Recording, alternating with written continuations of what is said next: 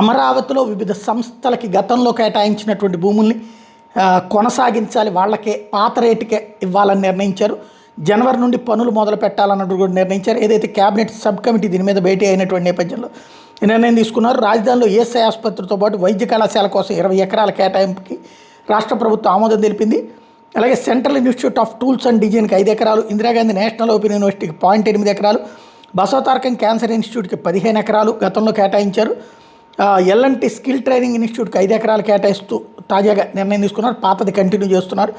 Brahma Kumari education సొసైటీకి 10 ఎకరాలు కేటాయించినట్టు ప్రకటించారు. తిరుమల తిరుపతి దేవస్థానం గతంలో కేటాయించిన 25 ఎకరాలకి మంత్రివర్గ ఉపసంఘం అంగీకారం తెలిపింది. 131 మంది గతంలో ఇచ్చినటువంటి భూములు, వాటితో పాటు కొత్త వాళ్ళకు కూడా భూములు ఇస్తున్నట్టుగా ప్రకటించారు మంత్రి నారాయణ. గతంలో ఇచ్చిన వాళ్ళకి అప్పటి ధరలకే భూములు ఇస్తుంటే ధరల అంశంలో ఒక పాలసీ తయారు చేసి రాబోయేటటువంటి రోజుల్లో అడిగేటటువంటి వాళ్ళకి ఇవ్వాలన్నటువంటి నిర్ణయం తీసుకున్నారు. అలాగే ఈ డిసెంబర్ నెలాఖరికి 360 కిలోమీటర్ల ట్రంక్ రోడ్లు, మిగతా టవర్ల నిర్మాణానికి టెండర్లు పిలవాలన్నటువంటిది నిర్ణయించారు.